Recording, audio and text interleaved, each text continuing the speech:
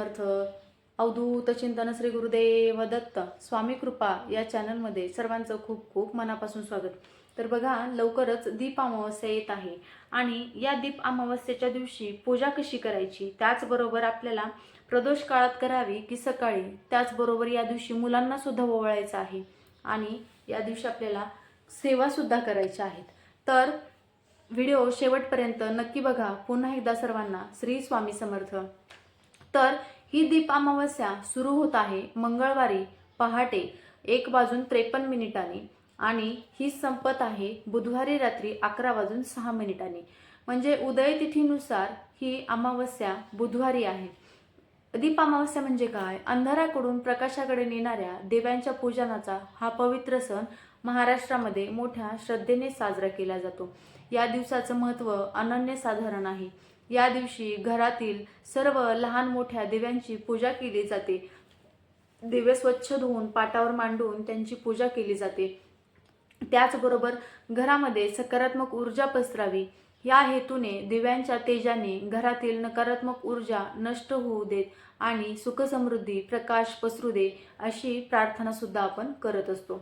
आता हा दिवस पितृस्मरणासाठी सुद्धा खूप महत्त्वाचा आहे. अमावस्येच्या तिथीवर आपल्याला पितरांचं स्मरण तर करायचंच आहे, पण या दिवशी आपल्याला पितरांना तर्पण दानधर्म केल्याने पितृदोष सुद्धा निवारण होतात. आता बघा, या दिवशी सकाळी आपल्याला लवकर उठायचं आहे, सुशुरभूत व्हायचं आहे. सुशुरभूत झाल्याच्या नंतर आपल्याला ज्या दिवशी अमावस्या असते त्या दिवशी पितृस्तुती पठण आवर्जून करायची. पितृस्तुतीच्या वेळेस तुम्ही पठण करत असतात त्यावेळेस आसन घ्यायचं. आसनावर बसून तुम्हाला दक्षिणेकडे तुमचं तोंड आलं पाहिजे आणि ज्यावेळेस तुम्ही हे म्हणणार आहात त्यावेळेस तुम्ही डोक्यावरून सुद्धा ओढणी वगैरे काहीतरी घ्यायचं. ज्यावेळेस तुम्ही पितृस्तुती पठण झाली आहे, पटकन हातपाय वगैरे धुवायचे आणि तुमचे जे काही रोजची कामं आहेत ते तुम्ही आटोपून घ्यायची. आता अमावस्या म्हटलं की घरातील सगळी नकारात्मक एनर्जी बाहेर काढण्याचा प्रमुख दिवस.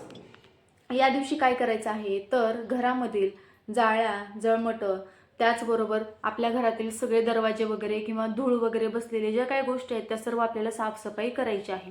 फरशा वगैरे पुसून घ्यायच्या आहेत. फरशा पुसताना त्यामध्ये थोडंसं मोठं मीठ, खडा मीठ टाकायचं आहे. त्याचबरोबर थोडीशी हळद टाकायची आहे, लिंबू टाकायचं आहे. हे सगळं एकत्र करून तुम्हाला फरशी पुसून घ्यायची आहे. असं म्हटलं जातं हे सगळं आपण ज्यावेळेस पाण्यामध्ये टाकत असतो आणि फरशी आपली पुसून घेत असतो त्यावेळेस आपल्या घरातील नकारात्मक एनर्जी निघून जाते आणि घरामध्ये एक सकारात्मक एनर्जी पसरत असते. आता हे सगळं झाल्याच्या नंतर तुम्हाला दिव्यांची पूजा कधी करायची आहे तर तुमची जी रोजची देवपूजा आहे तर ती तुम्ही सकाळीच करून घ्यायची. पण आमच्या इकडे तरी ही दिव्यांची पूजा प्रदोष काळात केली जाते.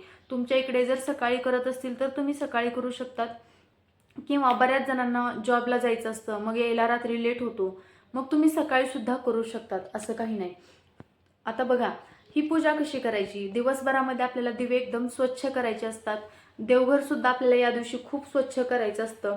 जे काही आपलं देवघर आहे ते फडकून वगैरे पुसून घ्यायचे एखाद्या फडक्याने. त्याचबरोबर ओला कपडा करून परत एकदा स्वच्छ वगैरे क्लिनिंग करून घ्या. गोमूत्र वगैरे शिंपडा. देवघरातील सगळे जे कपडे वगैरे असतात देवांच्या खाली आपण अंथरत असतो, देवांची कपडे, हे सुद्धा आपल्याला या दिवशी पूर्ण स्वच्छ क्लीन करायचे असतात. आता देवपूजा तुमची रोजची झाली. प्रदोष काळामध्ये ज्यावेळेस तुम्ही पूजा करणार आहात त्यावेळेस एखादा पाट किंवा चौरंग घ्या. आता पाट किंवा चौरंग घेतल्याच्या नंतर त्या पाटावर किंवा चौरंगावर एक लाल कपडा अंथरा. आता एक लाल कपडा किंवा लाल वस्त्र किंवा आपण देवाच्या खाली एक आणतो बघा, त्याला चारही साईडनं गोल्डन कलरची बॉर्डर असल्याने मध्ये रेड कलरचा, असं सुद्धा तुम्ही घेऊ शकतात. आता हे सगळं घेतल्याच्या नंतर तुम्हाला सुरुवातीला गणपती बाप्पांची पूजा करायची असते. मग तुमच्याकडे गणपती बाप्पांची मूर्ती नसेल तर तुम्ही गणपती बाप्पांचं स्वरूप म्हणून तुम्ही एक सुपारी सुद्धा तिथे प्रस्थापित करू शकतात. आता ज्यावेळेस तुम्ही याची स्थापना करणार आहात गणपती बाप्पांची त्यावेळेस तुम्हाला गणपती बाप्पांचा अभिषेक करायचा असतो. अथर्व शीर्ष स्तोत्र म्हणा, त्याचबरोबर पुरुष सूक्त म्हणा, हे म्हणत म्हणत अभिषेक करून गणपती बाप्पांची षोडशोपचार पूजा करून त्यांची स्थापना करायची. हे सगळं झाल्याच्या नंतर कुठलीही पूजा, कुठल्याही व्रतवैकल्य आपण गणपती बाप्पांच्या आशीर्वादाने करत असतो. त्यामुळे गणपती बाप्पांची पूजा आधी करायची. हे सगळं झाल्याच्या नंतर ज्यावेळेस तुम्ही दिव्यांची पूजा करणार आहात त्यावेळेस काय करायचं, आता थोडेसे तांदूळ घ्यायचे. तांदूळ घेतले, प्रत्येक दिव्याखाली तुम्हाला तांदळाची रास ठेवायची आहे. ज्यावेळेस आपण कलश ठेवत असतो, कलशाच्या खाली आपण तांदूळ ठेवतो, त्याच्यावर हळदी कुंकू अर्पण करतो, त्याच पद्धतीने थोडे तांदूळ घ्यायचे, त्याच्यावर हळदी कुंकू अर्पण करायचं आणि तो दिवा तिथे ठेवून द्यायचा. दुसरा दिवा ठेवताना पण तेच करायचे, थोडेसे तांदूळ ठेवायचे, त्याच्यावरती तो दिवा ठेवायचा, हळदी कुंकू टाकायचं आणि त्याच्यावर तो दिवा ठेवून द्यायचा. आता घरामध्ये तुमच्याकडं जेवढे जे काही दिवे आहेत, पणत्या आहेत, या सगळ्या तुम्हाला या दिवशी त्याची पूजा करायची असते. आता हे सर्व झाल्याच्या नंतर काय करायचं तर बघा, ज्या काही तुमच्याकडं म्हणजे मोठ्या समय आहेत त्याच्यामध्ये तुम्हाला वातीत टाकायच्या, ज्या मोठ्या समय आहेत त्याच्यामध्ये तुम्हाला वाती घालायच्या, आणि ज्या काही छोट्या आहेत त्या तुम्ही त्याच्यामध्ये फुलवाती टाकल्या तरी चालेल. आता तुम्हाला ज्या पद्धतीने तुम्हाला तेल वापरून करायचं असेल तर तुम्ही तेल वापरून करा. बऱ्याच घरांमध्ये देवांसाठी तिळाचं तेल वापरलं जातं, बऱ्याच घरामध्ये दिव्यासाठी तूप वापरलं जातं. मग तुम्हाला पूर्ण दिवे तुपाचे लावायचे असतील तर तुम्ही तुपाचे लावू शकतात, आणि पूर्ण दिवे मग तुम्हाला तेलाचे लावायचे असतील तर तुम्ही तेलाचे पण लावू शकतात, काही प्रॉब्लेम नाही. पण ज्या काही मोठ्या समय आहेत त्याच्यामध्ये तुम्ही तेल घालणार ना, मग त्याच्यामध्ये तुम्ही वाती टाका, आणि ज्या काही छोट्या आहेत त्याच्यामध्ये तुम्ही तूप घालणार असाल तर त्याच्यामध्ये फुलवाती टाकल्या पाहिजे. आता हे सगळं झाल्याच्या नंतर, सगळ्या दिव्यांची पूजा वगैरे केल्याच्या नंतर हळदी कुंकू सगळ्या दिव्यांना लावायचं, त्याचबरोबर त्यांना फूल अर्पण करायचं. फूल अर्पण केल्याच्या नंतर आगरडा आणि हराळी हे सुद्धा तुम्हाला अर्पण करायचं आहे. आगरडा सगळ्या दिव्यांना जरी अर्पण केला आणि हराळी जी आहे ती गणपती बाप्पांना जरी अर्पण केली तरी सुद्धा चालेल. आता हे अर्पण केल्याच्या नंतर त्यांची तुम्हाला गणपती बाप्पांची आरती करायची. त्याचबरोबर तुम्हाला नैवेद्यामध्ये काय दाखवायचं आहे तर दूध, साखर किंवा साखर दाखवू शकतात, किंवा पिवळं फळ एखादं दाखवू शकतात. यथाशक्ती यथाभक्ती तुम्हाला जे काही दाखवता येईल तो तुम्ही प्रसाद म्हणून दाखवू शकतात. आता प्रसाद वगैरे दाखवून झाल्याच्या नंतर, जे काही सर्व पूजा वगैरे झाल्याच्या नंतर तुम्हाला जी काही कथा आहे ती सुद्धा वाचायची आहे. तर तुम्हाला वाचता येईल, शक्य असेल तर वाचा, किंवा मग तुम्ही यूट्यूबला वगैरे लावून देऊ शकतात. तर आता बघूया, याची एक पुराणिक कथा सुद्धा आहे बरं का. त्याचं आध्यात्मिक महत्त्व तर आहेच, पण पुराणिक कथा सुद्धा खूप छान आहे. याचं पुराणिक महत्त्व काय आहे, दीपामावस्याचं कुठलाही दिवा झालं किंवा कुठलाही एक प्रकाश झालं तर तो एक ज्ञानाचं प्रतीक असतं. दिवा हा ज्ञानाचे आणि प्रकाशाचं प्रतीक तर आहेच, पण या दिवशी दिव्यांची पूजा करून आयुष्यातील अज्ञान आणि अंधार दूर करण्याची सुद्धा प्रार्थना केली जाते. चातुर्मासाच्या सुरुवातीला येणाऱ्या या अमावस्येला घरात दिवे लावून नकारात्मक ऊर्जा, अलक्ष्मी आणि गरिबी सुद्धा दूर केली जाते. त्याचबरोबर घरामध्ये सतत प्रकाश आणि मांगल्य राहिल्याने माता लक्ष्मी आणि धनदेवता कुबेर देव प्रसन्न होतात, अशी सुद्धा एक मान्यता आहे. कुठलाही सण किंवा कुठलाही दिवस असा विशिष्ट तिथी असेल ना, तो दिवस आपल्या आरोग्याशी सुद्धा तितकाच थेट जोडलेला असतो. चातुर्मासाची सुरुवात आषाढ महिना संपून श्रावण महिन्याची सुरुवात होते, ज्यामुळे पावसाळा अधिक तीव्र होतो, जंतूंचा नाश होतो. ज्यावेळेस आपण दिव्यांचा आपण जो प्रकाश करत असतो त्यावेळेस आपल्या अवतीभोवती फिरणारे कीटक, जंतू किंवा जे काही बॅक्टेरिया असतात हे सुद्धा मरण पावतात असं सुद्धा म्हटलं जातं. ज्यावेळेस आपण या दिव्यांची पूजा करत असतो त्यावेळेस आपल्या आजूबाजूला असणारा बॅक्टेरिया सुद्धा, सूक्ष्मजीव सुद्धा मरण पावतात असं म्हटलं जातं, आणि तिथे एकदम सकारात्मक एनर्जी तयार होते. पावसाळ्यात हवेत वाढणारे कीटक, जंतू आणि ओलसरपणा दूर करण्यासाठी दिव्यांचा प्रकाश आणि उष्णता खूप महत्त्वाची असते. श्रावण महिन्याचं स्वागत करण्यासाठी आपण दीपामावस्या साजरी करत असतो. याची पुराणिक कथा काय आहे, एक श्रीमंत राजा आणि त्याच्या सुनेची ही एक कथा आहे. एक आटपाट नगर होतं आणि तिथे एक राजा राज्य करत होता. राजाला एक सून होती, आणि एकदा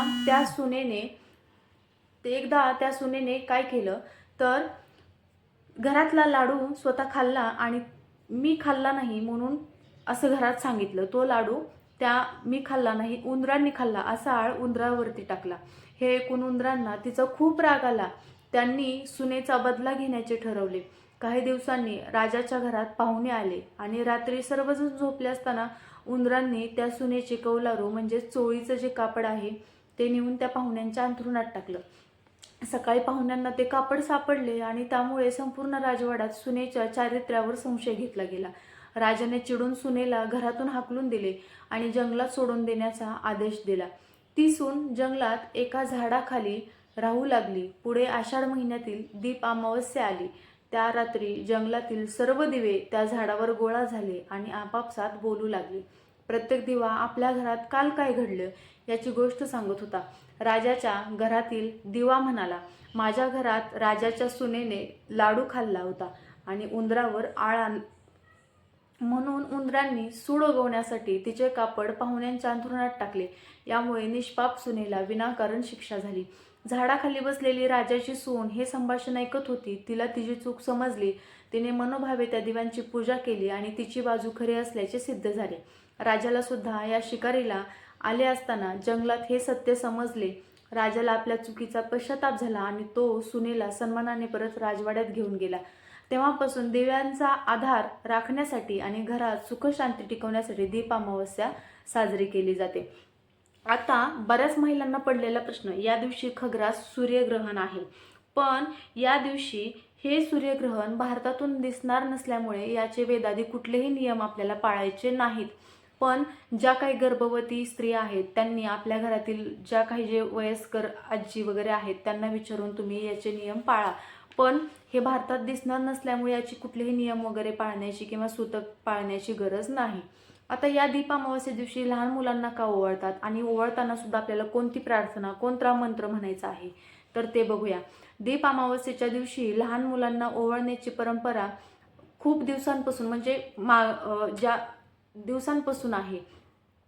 त्यामागे मुलांचं दीर्घायुष्य, आरोग्य आणि शौर्य या भावना जोडलेल्या आहेत. आता दीप अमावस्या म्हटलं आणि आपल्या घरातील मुलं म्हटलं की वंशाचा दिवा आला. मग बऱ्याच घरांमध्ये पिठाच्या कणकीचे दिवे तयार करून मुलांना ओवाळलं जातं आणि ज्या वेळेस आपण एक व्यक्तींना ओवाळत असतो, घरातील असो किंवा कुठल्याही, त्यावेळेस त्या दिव्यांमध्ये तेलच घातलं पाहिजे, तूप घालायचं नाही. तूप हे फक्त देवांसाठी वापरलं जातं. हिंदू संस्कृतीमध्ये मुलांना घराचा किंवा वंशाचा दिवा मानलं जातं. ज्याप्रमाणे दिवा अंधार दूर करून प्रकाश पसरवतो, त्याचप्रमाणे ही मुले भविष्यात आपल्या कुळाचे आणि देशाचे नाव उज्ज्वल करतील ह्या विश्वासाने आपण त्यांना या दिव्याने ओवाळत असतो. आरोग्याचा आणि दीर्घायुष्याचा सुद्धा तितकंच आशीर्वाद सुद्धा मिळत असतो. हा दिवस पावसाळ्यात येतो, ज्या काळात आजारपण वाढण्याची शक्यता जास्त असते. मुलांचे आरोग्य उत्तम राहावे, त्यांना दीर्घायुष्य मिळावे आणि त्यांच्यावर आलेली सर्व संकटे किंवा त्यांना जी आता लहान मुलांना दृष्ट फार होते, तर असं म्हटलं जातं या दिवशी मुलांना ओवाळल्याने मुलांना दृष्ट लागत नाही. आता बऱ्याच ठिकाणी कणकेच्या दिव्याने ओवाळतात, बऱ्याच ठिकाणी चांदीच्या दिव्याने ओवाळतात, बऱ्याच ठिकाणी बऱ्याच ठिकाणी पितळेच्या दिव्याने सुद्धा ओवाळतात. बऱ्याच ठिकाणी अशी पद्धत आहे, चांदीच्या दिव्यांनी सुद्धा आपल्या मुलाला ओवाळलं जातं. ज्याप्रमाणे घरा आपल्या पद्धत आहे त्याचप्रमाणे करा. आता ही ओवाळलं का जातं ह्याच्या पाठीमागं सुद्धा एक पौराणिक कथा आहे. तर भगवान श्रीकृष्णाच्या कथेशी ही फार जोडलेली आहे. आषाढ अमावस्येच्या दिवशी बाळकृष्णाने यमुनेच्या नदीत राहणाऱ्या दुष्ट काली या नागाचा पराभव केला होता. कालिया मर्दन या नागाचं नाव होतं. तो पराभव करून गोकुळवासियांना त्यांनी भयमुक्त केले होते. श्रीकृष्ण सुखरूप बाहेर आल्यावर माता यशोदेने आणि गोपींनी आनंदाने त्याला दिव्यांनी ओवाळले होते. श्रीकृष्णासारखे तेज, धैर्य आणि शौर्य आपल्याही मुलांमध्ये यावे म्हणून ही प्रथा तेव्हापासून सुरू झालेली आहे. त्यामुळे मुलांचे औक्षण करताना आपल्याला प्रार्थना सुद्धा करणं तितकंच महत्त्वाचं आहे. तर बघा, आता या दिवशी आपल्याला औक्षण करताना कोणता मंत्र म्हणायचा आहे तर आयुष्यमान भव सौम्य नित्य कल्याण भाजनम सर्व कामार्थ सिद्ध्यर्थ दीपज्योती प्रसिद्धतो. म्हणजे ज्या वेळेस तुम्ही मुलांना ओवाळणार आहात त्यांना ज्यावेळेस मुलांना ओवाळत असतो त्यावेळेस त्यांना डोक्यावरती टोपी वगैरे घालायला द्यायची किंवा हात ठेवायला लावायचा. त्यांना टीका वगैरे लावून घ्यायचा. टीका वगैरे लावल्याच्या नंतर अक्षता अर्पण करायच्या.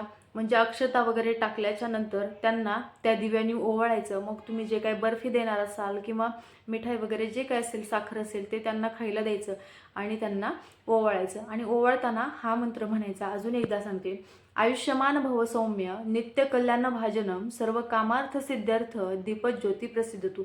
हा नाही म्हणता आला तर हा सुद्धा तुम्ही म्हणू शकतात.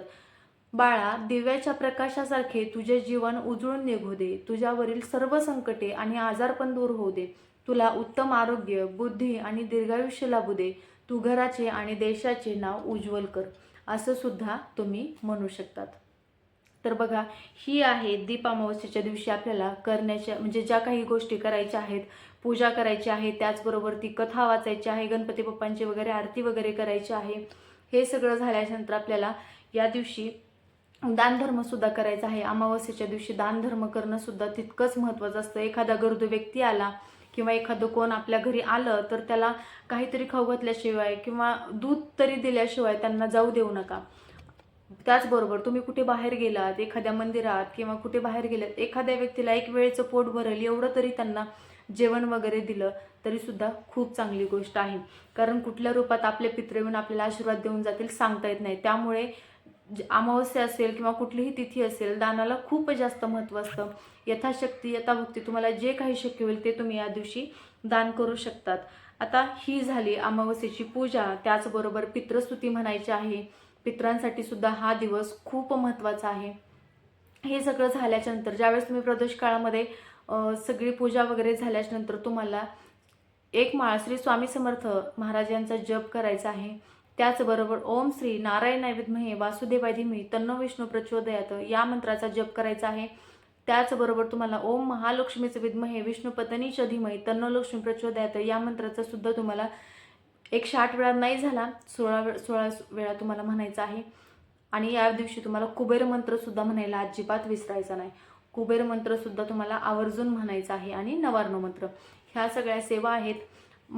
गायत्री विष्णू गायत्री मंत्र, लक्ष्मी गायत्री मंत्र, नवार्णव मंत्र, कुबेर मंत्र आणि श्री स्वामी समर्थ या मंत्राची एक माळ जप करायचा आहे.